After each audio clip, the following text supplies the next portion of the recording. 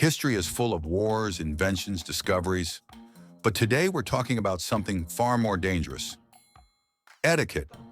Yes, the ancient art of pretending to be polite while following rules so ridiculous they'd make a modern influencer cry.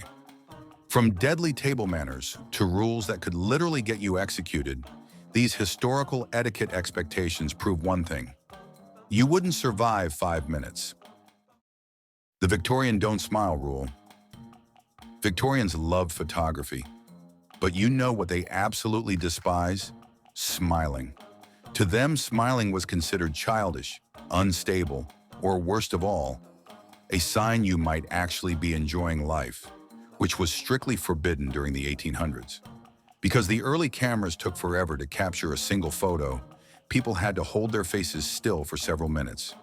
And nothing destroys joy faster than being told, please stay perfectly still while staring into the void and try not to look alive. Imagine trying this today, holding a dead serious expression for 5 whole minutes. The internet would assume you're posting a court-mandated mugshot or a before rehab picture. Victorian faces were so emotionless that even modern robots look more expressive. And yes, Victorians could smile. They just didn't want to. A smile back then was considered low-class, undignified, and a sign that you might be approachable. And everyone wanted to look aristocratic, mysterious, and just a little bit dead. Some people used the straight face as a status symbol. The less you smiled, the more respectable you appeared. Basically, the Victorian version of Instagram's serious influencer face, except instead of filters, they just use lifelong emotional suppression. So next time you feel awkward in a group photo, just remember, at least you're allowed to show teeth without being judged by an entire society of professional non-smilers. Ancient Egypt. Don't look the pharaoh in the eyes.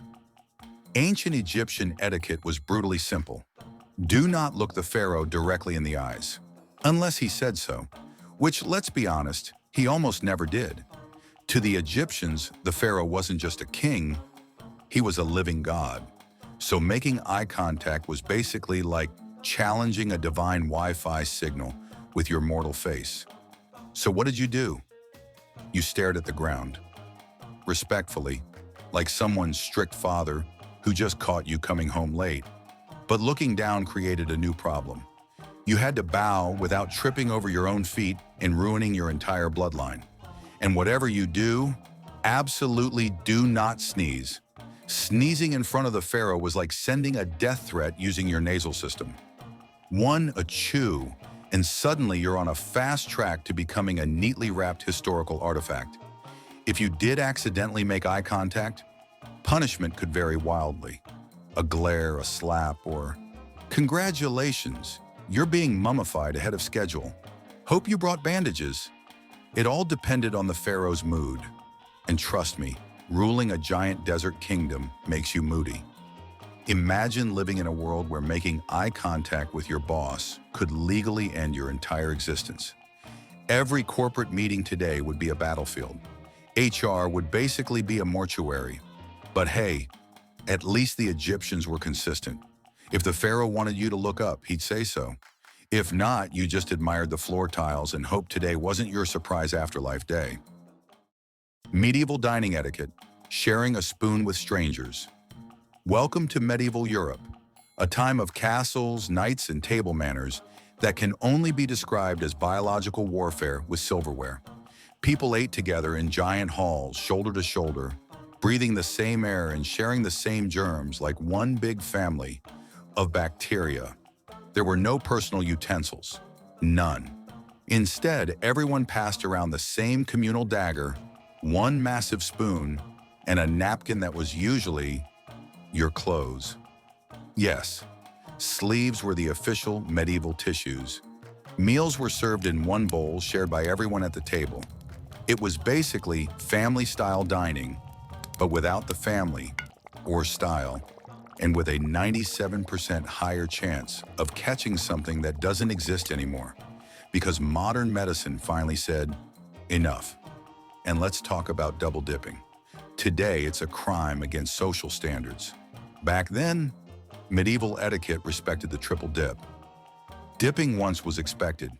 Dipping twice meant you enjoyed the food. Dipping 3 times meant, congratulations, you're officially part of the germ-sharing circle of trust. If you were of higher status, you were allowed to take the first dunk, which was considered an honor. If you were lower status, you waited until everyone above you had dipped, which meant you were mostly eating their leftovers and their saliva. Lots of it. Oh, and if you dropped food on the table, most etiquette books said you could still eat it because the table was made of wood, and that apparently made it clean. By that logic, medieval people would absolutely eat off your floor today and call it high-class dining. So the next time someone double dips at a party, just be thankful they're not handing you a single community spoon and telling you to dig in like it's 1347. Compared to medieval etiquette, we're living in a germ-free paradise. Georgian court, how to bow without dying. During the Georgian period, proper etiquette meant mastering the court bow. A move so delicate, so complex, and so dramatic that it made ballet look like warm-up stretches. Doing it wrong wasn't just embarrassing, it was offensive. You could insult the entire monarchy simply by leaning 3 degrees too far left. And then came the dresses. Women wore gowns so enormous they could have had their own postal code. Some were 6 feet wide, supported by side hoops that turned walking into a precision sport. So bowing required full mathematical calculations. You practically needed a protractor to avoid sending nearby guests flying. One wrong tilt and disaster struck. You'd knock over 3 people, 2 decorative candelabras, a priceless vase, and your chances of impressing the king would evaporate faster than your dignity. Court etiquette wasn't just strict, it was one misstep away from a medieval domino effect. Some women trained for months just to perform a single bow correctly. They practiced posture, balance, and dress control like elite athletes preparing for the Olympics. Except their event was, bend forward slightly without dying. The worst part? Everyone in the court was watching. 100 judges, all silently scoring your bow like they're on a 1700s version of Britain's Got Talent. And unlike modern judges, Georgian nobles did not smile, ever. If you tripped, slipped, swayed, or wobbled, congratulations, you'd become the gossip headline of the entire season. People would talk about your failed bow for years. Georgian tabloids didn't exist, but the gossip network absolutely did. So imagine training like an Olympic athlete, but the sport is being polite enough not to set the royal palace on fire with your dress. Welcome to the Georgian court, where etiquette wasn't just a rule, it was a survival skill. Japanese samurai tea etiquette. The samurai tea ceremony wasn't just sipping a warm drink, it was a ritual of deadly politeness. This wasn't your casual, grab a tea bag and call it a day situation. This was a spiritual experience performed with the intensity of a military operation. Because, well, samurai. Every single movement had meaning. The way you walked into the room, the angle of your bow, the placement of your knees, your breathing rhythm. Everything was choreographed like a sacred ballet.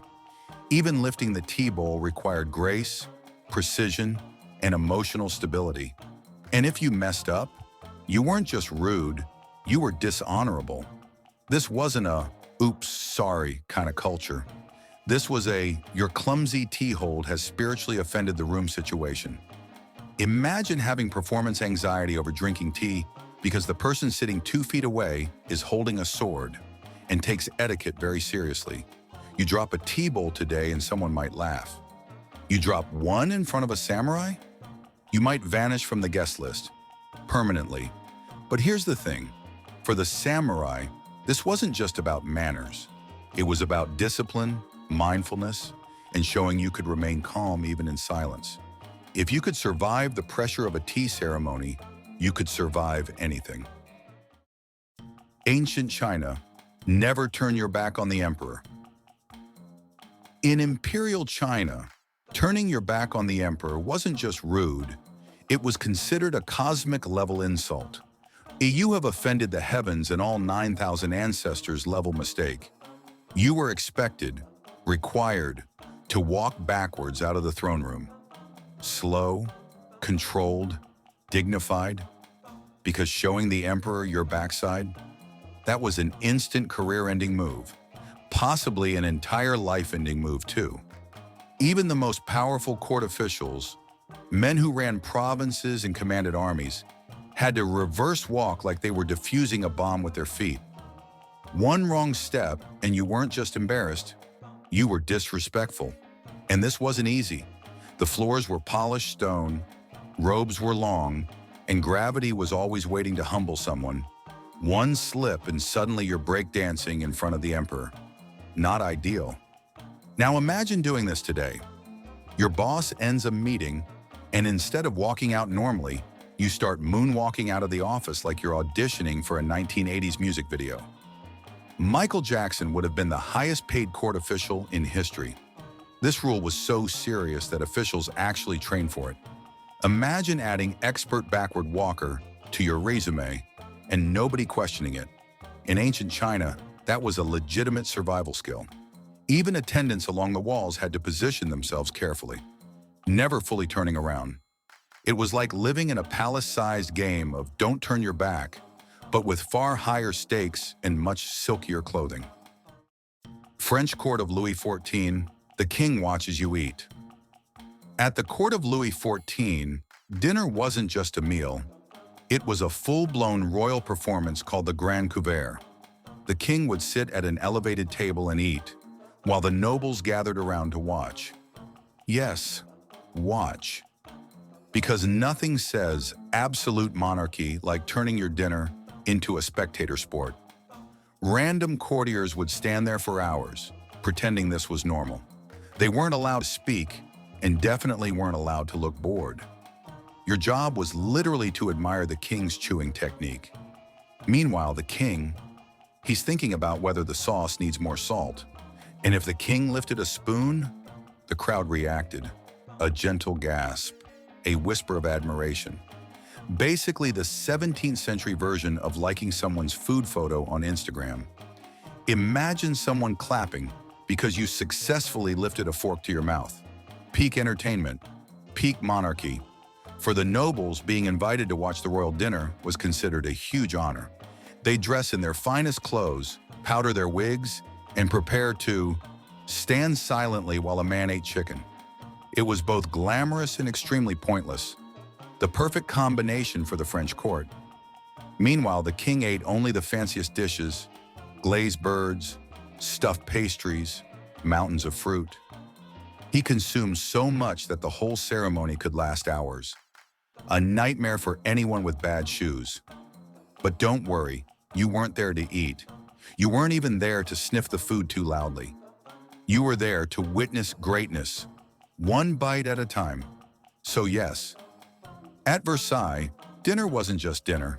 It was a royal show, and the star was a man eating soup. Forget Netflix. This was Kingflix, and there was only one season, running every single day. Edo, Japan. Don't step on the threshold. In Edo period, Japan, the entrance threshold of a house wasn't just a piece of wood. It was a sacred boundary. Stepping on it was basically telling the entire household, I disrespect your ancestors, your spirits, and probably your dog. So you had one job. Step over it. Perfectly. Gracefully. Every time. Miss the step? Too bad. You've just committed a social crime worthy of a neighborhood scandal. People wouldn't yell at you. They'd gasp softly and judge you eternally. It's like accidentally liking someone's 7-year-old Instagram post, but for real-life honor. And if you were a guest, the pressure was even worse. You couldn't show up late, sweaty, or clumsy. You had to approach the doorway like a ninja with stage fright. Step over, don't trip, don't touch anything, don't die. Today, imagine visiting your friend's house and treating their threshold like a booby trap. You lift your leg like you're crossing a river of lava, all while your friend just wants you to come inside and eat ramen. But hey, traditions are traditions. So in Edo, Japan, respect started at the doorstep. Literally. One wrong step, and you weren't just clumsy, you were spiritually offensive. The ridiculous rule of no left hand. Across many cultures in history, the left hand wasn't just the other hand. Oh no, it was the suspicious hand. Using it for eating, greeting, pointing, or anything remotely polite was considered disrespectful, dirty, or downright scandalous. So if you were born left-handed, society saw you as a walking etiquette violation. Etiquette basically told left-handed people, fix yourself or accept your fate as a social outcast. Schools took this very seriously. Teachers would tie a child's left hand behind their back to correct them. The kind of educational support that definitely didn't feel supportive. Imagine trying to write an essay while your dominant hand is literally arrested. It wasn't about hygiene at that point.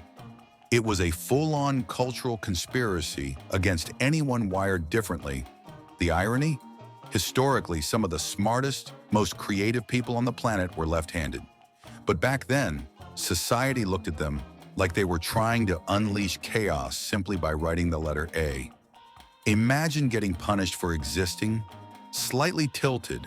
So yes, for centuries the world decided that one hand was holy and the other was basically a misdemeanor. Thankfully, today we've moved on. Your left hand is finally free to eat, wave, write, and point at things without causing a cultural meltdown. The deadly fan language. In the 18th and 19th centuries, folding fans weren't just accessories. They were basically the Bluetooth devices of high society. Ladies used secret fan gestures to send coded messages during social events. A tilt meant one thing, a flutter meant another, and closing it too fast might have triggered a full romantic misunderstanding. Subtle? Yes. Confusing? Also yes. But here's where it gets ridiculous. The fan language system had so many rules that one wrong move could send the wrong message entirely. Accidentally drop your fan? That could mean, I belong to another. Hide behind it, I love you. Point it at someone, meet me later. It was basically Victorian texting, with the constant risk of emotional disaster. Imagine trying to flirt using a device that doubles as a communication bomb. One flick too strong and suddenly you've challenged a man to a duel. One accidental breeze and now you're engaged. Very efficient, very stressful. Ballrooms became silent battlegrounds of hidden messages. A fan raised to the forehead here, a slight opening gesture there. Social life turned into a high-stakes puzzle game that you couldn't win unless you memorized the entire manual. Meanwhile, men stood around pretending they understood anything happening. So yes, in the age of powdered wigs and chandeliers, romance required strategy, precision, and excellent risk control. Today we have emojis. Back then, they had fans. And honestly, one mistaken emoji feels safer. The Quiet Women Rule, Victorian edition. Victorian etiquette books didn't just give women a few guidelines. They handed out entire encyclopedias of how not to exist too loudly. And among all those rules, one stood tall as the queen of terrible ideas. A lady should be seen, not heard. Translation: look pretty, stand still. Do not speak unless spoken to, and even then, maybe don't. Talking too much, unladylike. Laughing too loudly, scandalous.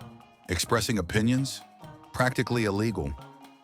Victorian society treated female voices like they were weapons of mass disruption. Meanwhile, men could talk for hours about their mustaches, politics, and how great they were. Balance. Some etiquette books even claimed that a woman's voice should be soft as a whisper and her speech delicate as lace. And heaven forbid a woman laugh. A loud laugh meant you were wild, unruly, or, brace yourself, fun. Victorian society saw joy as a design flaw. Women mastered the closed-mouth, almost silent laugh. Basically, internal screaming with elegance. If a Victorian woman had a podcast today, with opinions, jokes, or even a slightly audible personality, the entire era would have collapsed into dust. Half the Victorians would faint, the other half would form a committee to ban microphones. So yes, in the Victorian age, silence wasn't just golden, it was mandatory.